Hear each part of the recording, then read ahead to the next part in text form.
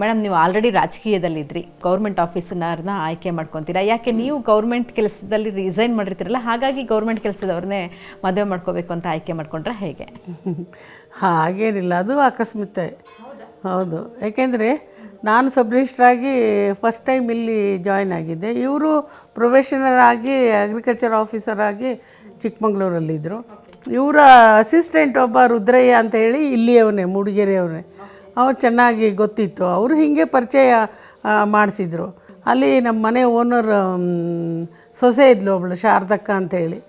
ಆಕೆ ಇವ್ರಿಗೆ ಕಂಡ್ರೆ ತುಂಬ ಇದು ಮಾಡ್ತಾಯಿದ್ಲು.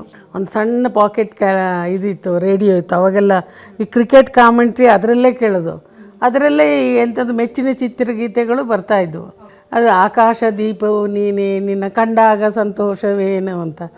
ಈ ಶಾರದಕ್ಕ ಬಾಬಾ ಇಲ್ಲಿ ಅಂತ ನನ್ನನ್ನು ಕರೆದ್ಬಿಟ್ಟು, ಈ ಹಾಡು ಕೇಳಿ ನೋಡು ಸ್ವಲ್ಪ, ಅದೇನು ಈ ಅಣ್ಣ ಬಂದಾಗಲಿ ಈ ಹಾಡು ಇಲ್ಲಿ ಬರ್ತದಲ್ಲ ಅಂಥೇಳಿ.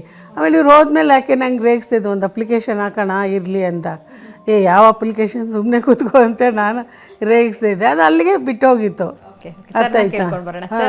ಆ ಹಾಡು ಬೇಕಂತಲೇ ಬರ್ತಿತ್ತಾ ಅಥವಾ ನೀವು ಬೇಕಂತಲೇ ಹಾಕೊಂಡು ಆ ರೋಡಲ್ಲಿ ಹೋಗ್ತಾ ಇದ್ರಾ?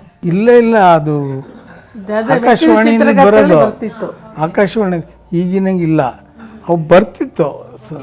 ಫೈನಲಿ ಮೇಡಮ್, ನೀವು ಯಾವಾಗ ಪ್ರಪೋಸ್ ಮಾಡಿದ್ರಿ ಮದುವೆ ಆಗೋಣ ಅಂತ? ನಾನು ಎಮ್.ಎಲ್.ಎ ಆದಮೇಲೆ ನನ್ನ ರಿಸಲ್ಟ್ ಬಂದಿದೆ.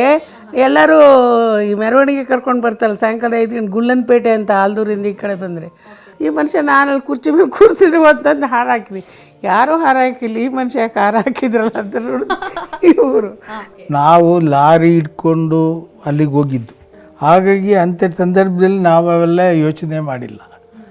ಇವರಿಗೆ ಒಂದು ಕನ್ಗ್ರಾಟ್ಸ್ ಮಾಡಬೇಕಿತ್ತು, ಅದಕ್ಕೋಸ್ಕರ ಹೋಗಿ ನಾವು ಮಾಡಿದ್ವಿ. ಮೇಡಮ್ ಒಳಗೆ ಅವತ್ತೇ ಫಿಕ್ಸ್ ಆಗ್ಬಿಟ್ರಲ್ವಾ ಮೇಡಮ್? ಇಲ್ಲ, ಆಮೇಲೆ ಒಂದು ದಿವಸ ಯಾವತ್ತೋ ಬಂದು ಹೇಳಿದರು, ಎಲ್.ಐ.ಚಲ್ಲಿ ಬಂದು ಯಾಕೆ ಮದುವೆ ಮಾಡ್ಕೊಳ್ಬಾರ್ದು ಅಂತ ಹೇಳಿ. ನನ್ನ ಹತ್ರ ದುಡ್ಡಿಲ್ಲಪ್ಪ ನಾನು ಮದುವೆ ಮಾಡ್ಕೊಳ್ಳೋಕ್ಕೆ, ಈಗಷ್ಟೇ ಎಲೆಕ್ಷನ್ ಆಗಿದೆ ಅಂತ. ಇಲ್ಲ ಸಾಲನಾದರೂ ಮಾಡಿದಾಗ ನಿಮಗೆ ಒಂದೇ ದಿವಸ ಡಬಲ್ ಧಮಾಕ. ಒಂದ್ ಕಡೆ ಎಲೆಕ್ಷನ್ ರಿಸಲ್ಟ್, ಇನ್ನೊಂದ್ ಕಡೆ ಭವಿಷ್ಯದ ಹಸ್ಬೆಂಡ್ ಸಿಕ್ಕಿದ್ದಾರೆ. ಅದೇನು ಅವತ್ತೇನು ಅಂತಿಲ್ಲ, ಆದ್ರೆ ಮುಜುಗರ ಆಯ್ತಪ್ಪ, ಅಷ್ಟು ಜನರ ಮಧ್ಯೆ ಬಂದು ಹಾಕಿದ್ರಲ್ಲ ಹಾರ ಅಂತ.